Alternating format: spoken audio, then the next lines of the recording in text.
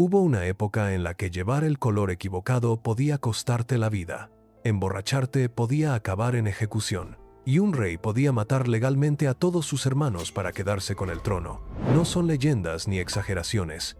Estas normas fueron escritas, aprobadas y aplicadas por algunos de los imperios más poderosos que han existido. Lo más inquietante no es que estas leyes existieran, es que, durante siglos, millones de personas las consideraron completamente normales. Hoy vas a conocer 20 leyes reales que parecen producto de una mente enferma, pero están documentadas en códigos, crónicas y textos históricos. Empezamos con una ley que convirtió el asesinato entre hermanos en una obligación legal de Estado. Número 1. La ley que ordenaba a un rey matar a sus hermanos. Empecemos por ahí. Durante siglos, el Imperio Otomano no siguió la cómoda regla europea del hijo mayor hereda el trono. El poder era, en cierto modo, propiedad de toda la dinastía a la vez, y cada muerte del sultán amenazaba con desatar una guerra civil. Para evitar de raíz ese caos sangriento, el sultán Mehmed II, el mismo que conquistó Constantinopla, hizo algo que todavía hoy cuesta pronunciar en voz alta. Lo escribió, negro sobre blanco, en su gran código legislativo, el Qanun Name. La cláusula permitía que el sultán que subiera al trono ordenara la muerte de sus propios hermanos por el bien del orden del mundo. No era un crimen cometido a escondidas, en la sombra. Era una ley del Estado, respaldada por buena parte de los juristas religiosos de la época, y llegó a aplicarse. El caso más brutal de todos se produjo en 1595, cuando el sultán Mehmed III accedió al poder. En una sola noche, 19 de sus hermanos y medio hermanos fueron estrangulados con cuerdas de seda. 19. Detente un momento en esa cifra. Los historiadores no lo cuentan como una locura aislada de un tirano, sino como un frío sistema pensado para evitar guerras aún más sangrientas por la sucesión. Con el tiempo, aquella ley terrible se sustituyó por otra costumbre: encerrar a los príncipes en una jaula dorada durante décadas. Una norma que convirtió el asesinato entre hermanos en un acto de Estado, firmado, sellado y aprobado. Para muchos de aquellos sultanes, fue el precio terrible de un trono que jamás admitió dos dueños. Número 2. El impuesto que puso precio a la cara de un país. Justo después de esa ley del fratricidio, viajamos a Rusia para una norma que suena a broma y no lo es. A finales del siglo XVII, el zar Pedro el Grande regresó de un largo viaje por Europa decidido a modernizar Rusia a toda costa. Y encontró un enemigo simbólico en el rostro mismo de sus súbditos: la barba, larga y venerada, considerada señal de tradición y de fe. El 5 de septiembre de 1698 hizo algo insólito. No prohibió la barba sin más, por decreto. La gravó con un impuesto. Quien quisiera conservarla debía pagar por ella, y la tarifa cambiaba según tu clase social, desde unos pocos cópex para el campesino que entraba en la ciudad hasta 100 rublos anuales para un noble. Pero lo verdaderamente asombroso viene ahora, y es lo que la vuelve una de las leyes más increíbles de esta lista. Al pagar el impuesto, recibías una prueba física de haberlo hecho, una pequeña moneda de metal, la ficha de la barba, con un rostro barbado grabado y las palabras dinero cobrado. Debías llevarla siempre encima, sin excepción. Si un agente del zar te paraba por la calle y no podías mostrarla, te afeitaban allí mismo, en plena vía pública. Y esa ficha existió de verdad. No es una leyenda. En el año 2016, unos arqueólogos desenterraron una acuñada en 1699 en la ciudad rusa de Pskov.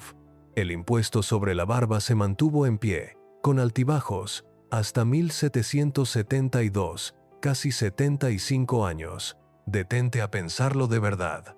Durante generaciones enteras, en el imperio más extenso de toda la tierra, un hombre tenía que pagar por el vello de su propio rostro y llevar encima una moneda que lo demostrara, y tú acabas de descubrirlo hoy. Número 3. Matar a un gato se pagaba con la vida. Para los egipcios de los faraones, el gato no era una mascota cualquiera, sino la forma terrenal de una diosa, Bastet, y hacerle daño podía llevarte directo a la ejecución. La norma ni siquiera distinguía la intención del culpable. Daba exactamente igual que el golpe fuera deliberado o un simple accidente en plena calle. Quien quitaba la vida a un gato podía perder la suya por ello. Y no hablamos de una leyenda tardía inventada siglos después. El historiador griego Diodoro de Sicilia lo dejó escrito como testigo presencial de los hechos. Contó que, hacia el año 59 antes de nuestra era, un romano mató a un gato sin querer en una calle egipcia. Una multitud furiosa rodeó su casa y acabó con él allí mismo, sin esperar juicio. Ni los enviados del faraón Ptolomeo, que temía la reacción de Roma, lograron salvarle la vida. Para que te hagas una idea de hasta dónde llegaba aquella devoción, piensa en esto. Cuando el gato de una familia moría de viejo, todos sus miembros se afeitaban las cejas en señal de duelo. Era el equivalente a guardar luto por un pariente. No era simple superstición. Aquellos gatos protegían las cosechas de ratas y serpientes, y de esa vigilancia silenciosa dependía el pan de todo el valle del Nilo. Heródoto, un siglo antes que Diodoro, ya contaba que, ante un incendio, los egipcios se afanaban más en salvar a sus gatos que sus propias casas. Toda una civilización, la más admirada del mundo antiguo, organizó parte de su ley alrededor del respeto a un pequeño felino. Y ese respeto abre nuestra lista con una advertencia muy clara. Todo lo que vas a escuchar a partir de aquí ocurrió de verdad. Número 4. Una nariz cortada decidía quién podía reinar. Para el Imperio bizantino, el emperador no era simplemente un gobernante más, era el reflejo directo de la perfección divina sobre la tierra, el representante de Dios ante los hombres. Y de esa idea nació uno de los principios más fríos que jamás haya concebido el poder. El razonamiento era implacable en su lógica. Si Dios era perfecto, su reflejo en la tierra también debía serlo, sobre todo en el cuerpo. Así que cualquier mutilación visible, muy en especial en el rostro, inhabilitaba a un hombre para siempre para ocupar el trono. La consecuencia fue directa y terrible. Para apartar a un rival caído sin llegar a ejecutarlo, bastaba con cortarle la nariz. El propio cuerpo se convertía de golpe en un documento legal. Dañado lo suficiente, cancelaba de raíz cualquier derecho al poder. Pero hubo un hombre que se negó a aceptar esa sentencia. Justiniano II perdió la nariz al ser derrocado en el año 695, y todos dieron su reinado por terminado para siempre. Se equivocaron. Regresó 10 años después, recuperó el trono por la fuerza y volvió a gobernar, con una nariz de oro macizo reemplazando a la que le habían arrancado. Pasó a la historia con un apodo brutal, el de la nariz cortada. Un simple cuchillo decidía el destino de dinastías enteras, y un solo hombre tuvo la osadía de desmentir a la ley con su propio regreso. Su nariz de oro brillaba en la corte como un recordatorio silencioso de que había vencido a una norma de siglos. Número 5. El saco romano con 4 animales vivos. Roma, la civilización que legó al mundo su derecho, diseñó un castigo único y específico para un solo crimen: matar al propio padre o a la propia madre. Lo llamaban la pena del saco. Al condenado lo azotaban, le cubrían la cabeza y lo cosían dentro de un saco de cuero, pero no lo metían solo. Según la fórmula que recoge el Digesto, el gran compendio jurídico del emperador Justiniano, dentro del saco viajaban también 4 animales vivos: un perro, un gallo, una víbora y un mono. Después, el saco entero se arrojaba a un río o al mar. Cada animal tenía su porqué simbólico, una carga de significado que hoy apenas alcanzamos a descifrar del todo. El primer caso documentado se remonta al año 101 antes de nuestra era, cuando un tal Publicio Maleolo fue arrojado al agua por matar a su madre. Conviene ser honestos, los propios juristas romanos discutían si semejante escena llegaba a ejecutarse tal cual, o si la ley servía sobre todo como advertencia extrema, pero la respuesta apenas cambia lo esencial: que un imperio tan racional, tan orgulloso de sus tribunales, se molestara en redactar con todo detalle un castigo así dice algo enorme sobre cómo entendían el vínculo entre padres e hijos. Para ellos, alzar la mano contra quien te dio la vida era el pecado supremo. Ningún otro delito recibía una puesta en escena tan cargada de símbolos, y esa singularidad revela hasta qué punto la familia era sagrada a sus ojos. El propio Cicerón mencionó este castigo en sus discursos, prueba de que la fórmula era bien conocida por cualquier romano culto. Roma no improvisaba sus horrores en un arrebato, los pensaba, los escribía y los guardaba en sus códigos. Número 6. Emborracharse en público era pena de muerte. En el corazón del imperio azteca existía una bebida sagrada, el pulque, que se obtenía fermentando la savia del maguey.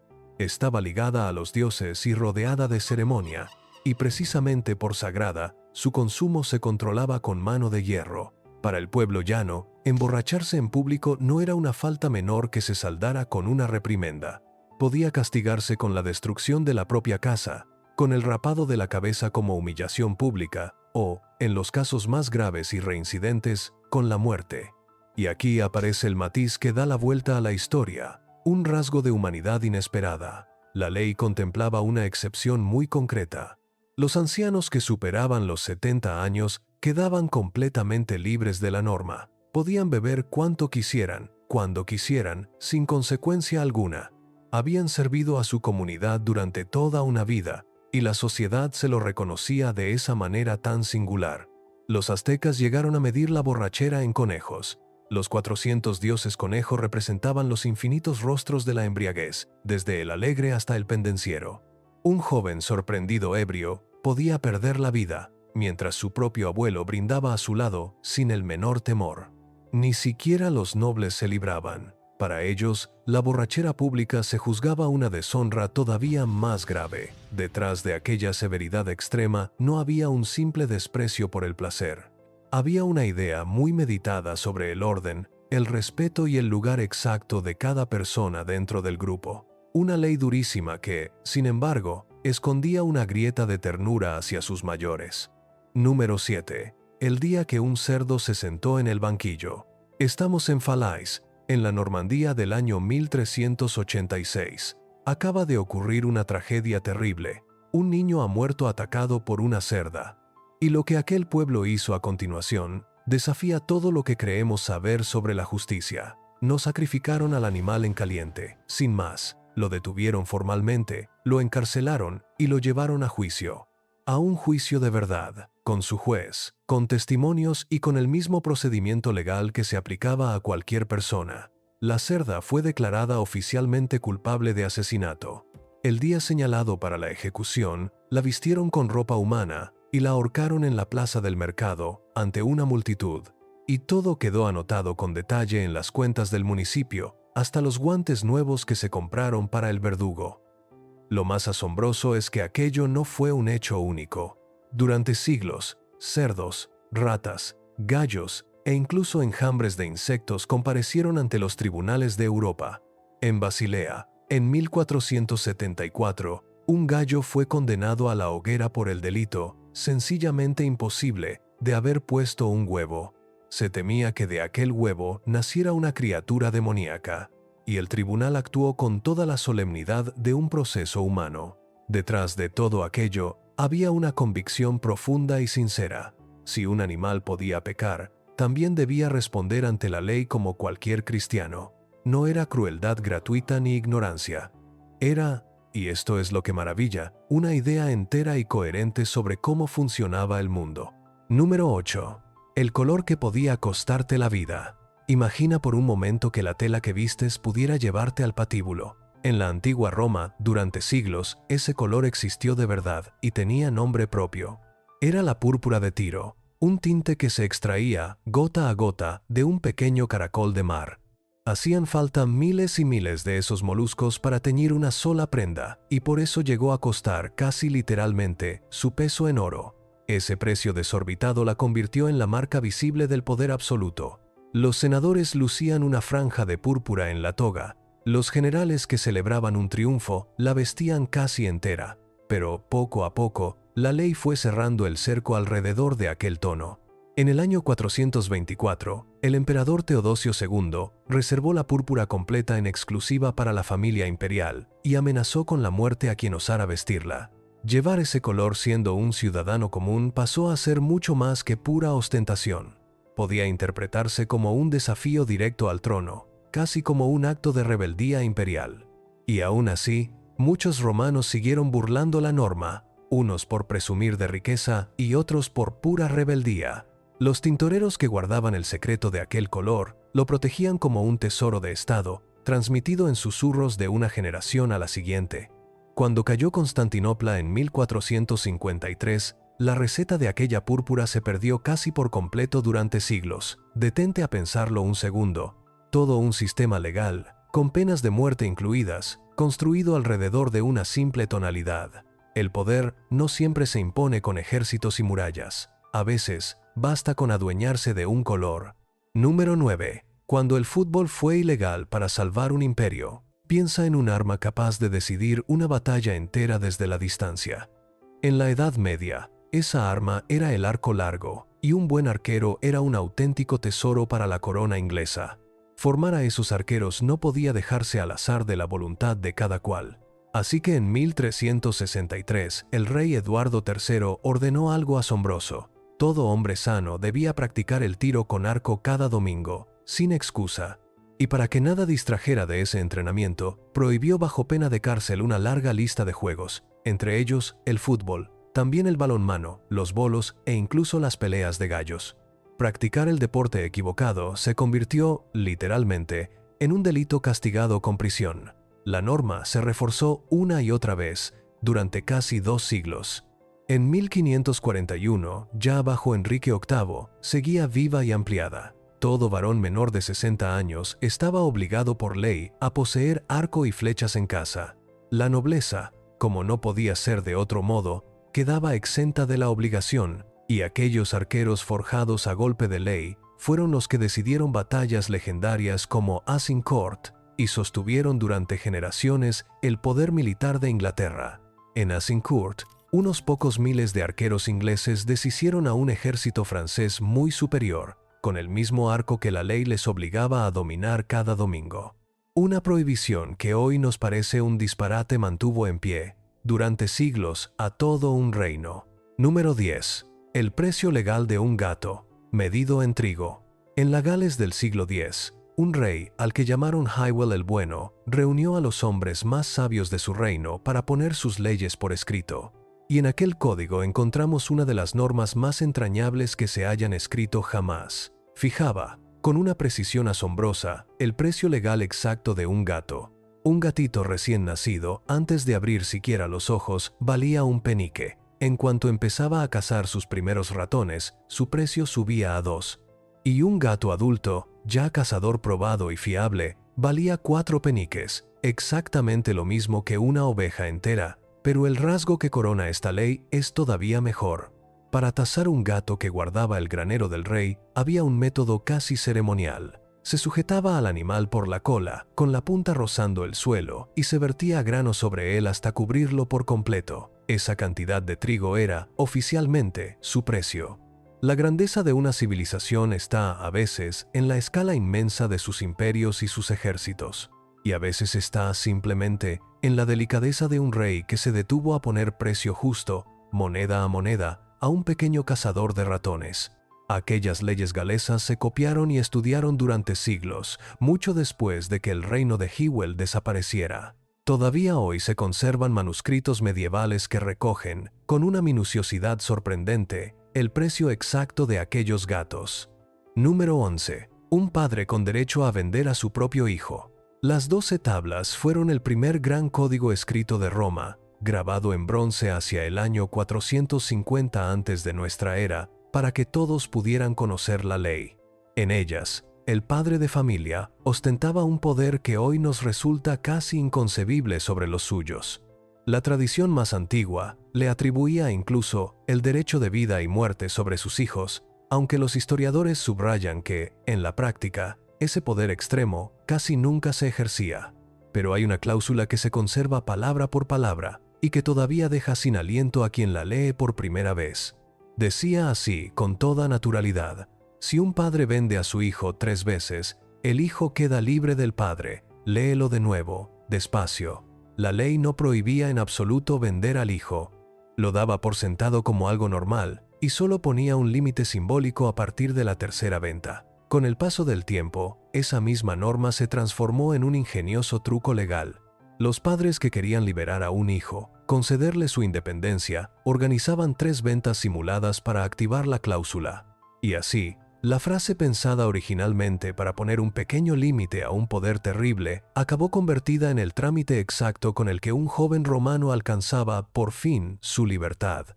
La misma cláusula que hoy nos hiela la sangre acabó convertida, con los siglos, en un gesto de generosidad de un padre hacia su hijo. La misma ley severa escondía, sin saberlo, la puerta de salida. Número 12. Un estado que declaraba la guerra a su pueblo.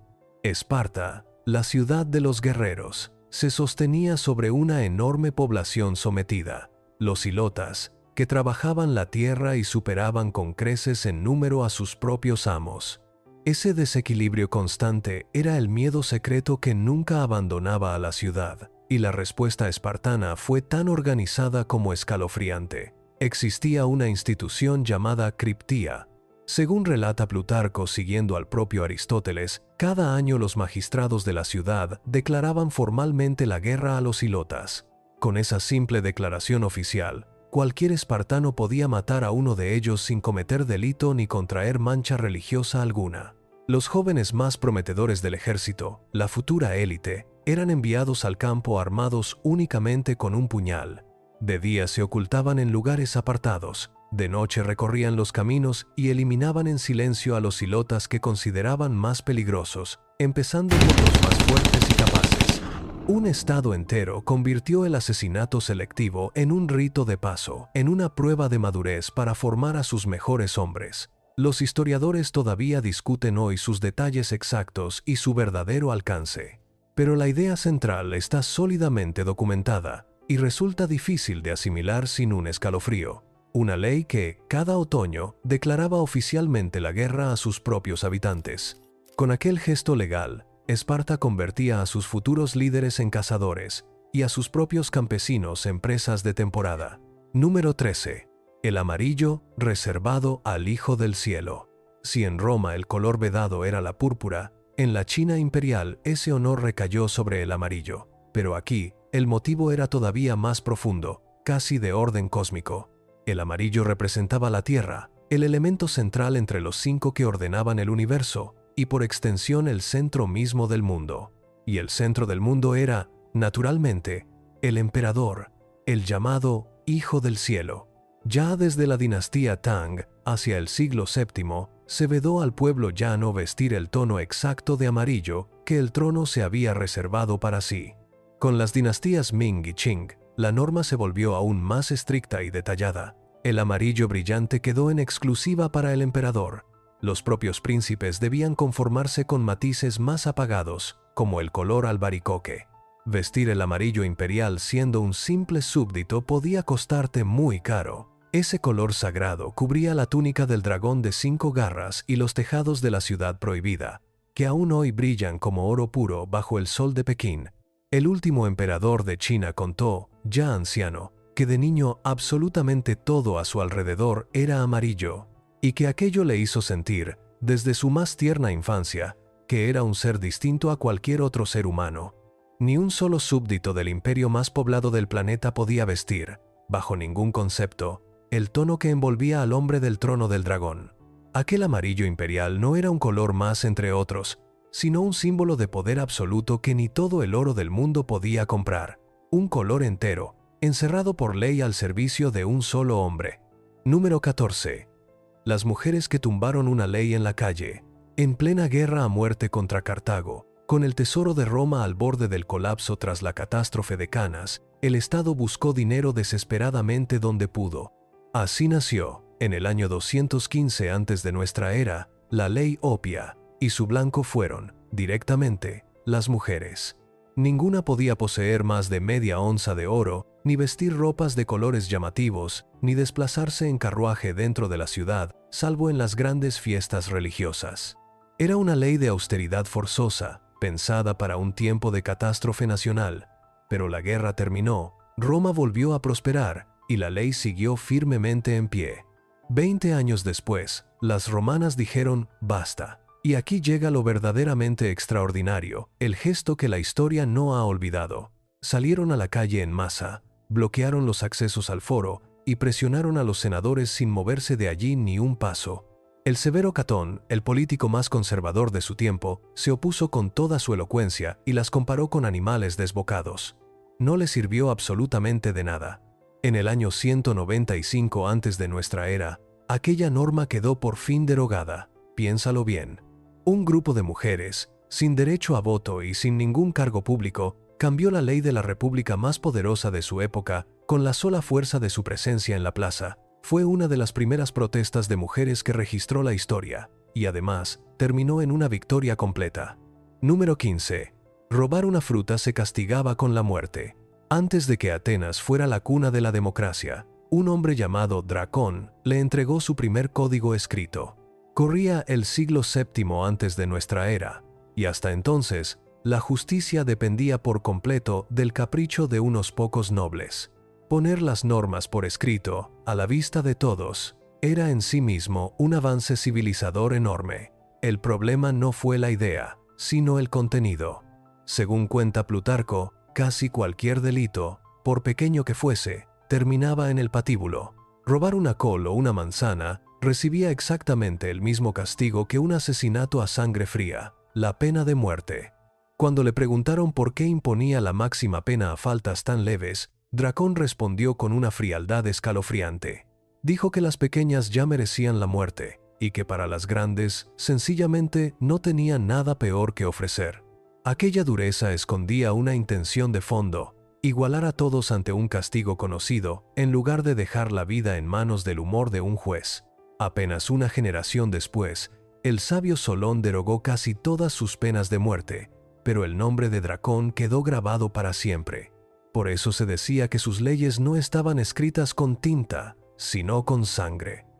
Y aquí llega el detalle que lo conecta contigo. De aquel hombre nació una palabra que sigues usando hoy, casi 3000 años después. Cada vez que llamas draconiana a una norma demasiado severa, estás pronunciando, sin saberlo, el nombre de aquel legislador ateniense.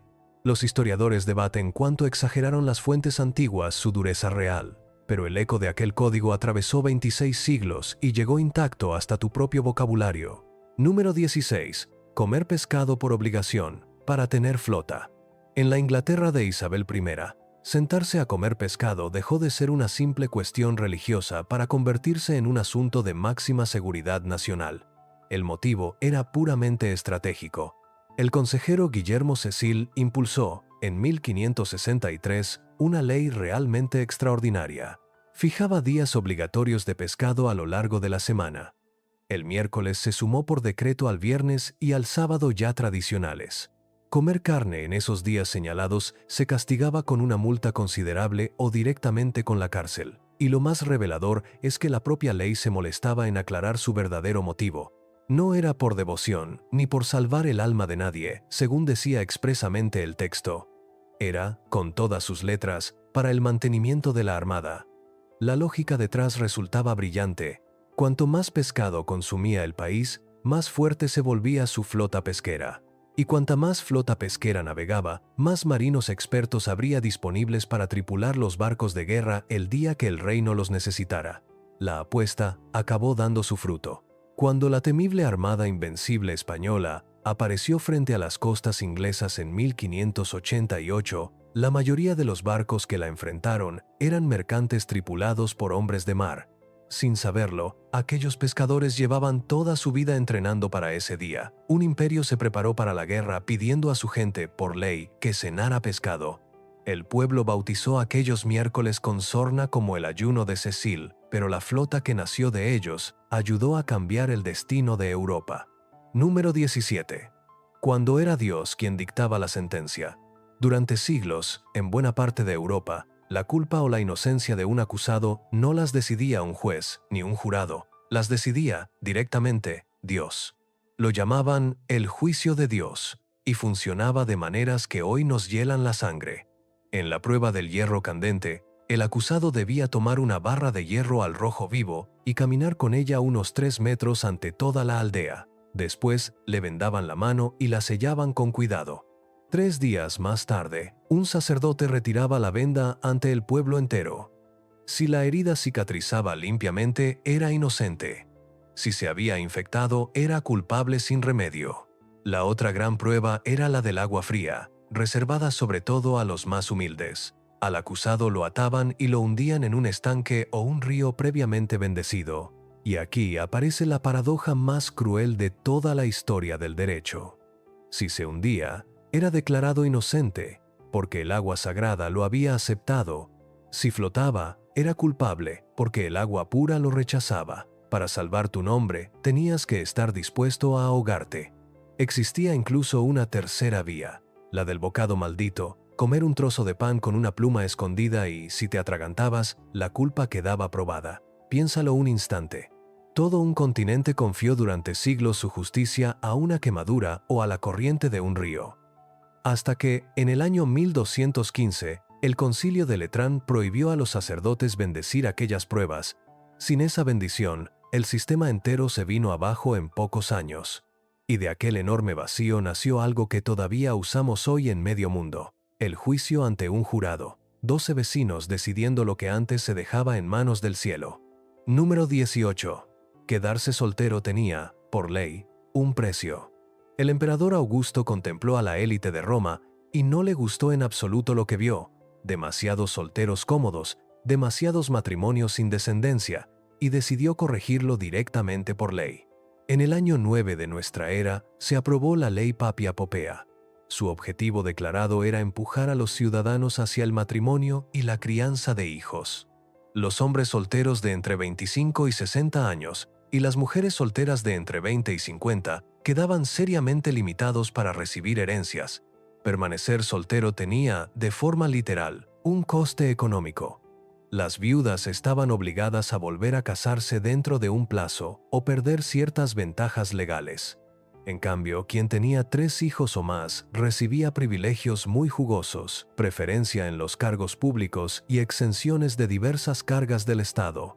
Y aquí llega la ironía perfecta, casi cómica. Los 2 cónsules que dieron nombre a la ley, Papio y Popeo, estaban ellos mismos solteros. Como era de esperar, muchos romanos ambiciosos encontraron enseguida la grieta del sistema, adoptaban a un hijo para cobrar los privilegios y lo repudiaban en cuanto conseguían el cargo que ansiaban. Roma, dueña de medio mundo, intentó legislar sobre el amor y la familia, y descubrió que esos son, quizá, los últimos territorios que un decreto logra gobernar de verdad. Y sin embargo la ley resistió más de 3 siglos, hasta que un imperio ya cristiano decidió por fin borrarla de sus códigos. Número 19. Convertirse, por ley, en presa de cualquiera. En la Islandia medieval no había rey, ni policía, ni cárceles, ni siquiera un ejército. Existía, sin embargo, un castigo distinto y, a su manera, más terrible que cualquiera de ellos. Se llamaba proscripción. Su código de leyes, conocido como el Gragas, contemplaba la pena máxima para los peores delitos: la proscripción plena. Al condenado se le confiscaban todos sus bienes y, sobre todo, quedaba fuera de la protección de la ley. Piensa en lo que eso significaba en la práctica. Nadie podía darle alimento, nadie podía ofrecerle cobijo bajo su techo, y cualquiera que se lo cruzara por el camino podía matarlo sin sufrir castigo ni consecuencia alguna. En la vieja lengua nórdica se decía que el proscrito se marchaba al bosque. Dejaba de ser una persona a los ojos de la comunidad y se convertía en un fantasma acorralado. Y como Islandia es una isla de la que no podía escapar, a veces vagaba por sus tierras salvajes durante décadas enteras. Aquellos hombres inspiraron algunas de las grandes sagas islandesas, historias que todavía hoy se leen 1000 años después. Para los antiguos nórdicos, la ley y la sociedad eran prácticamente lo mismo.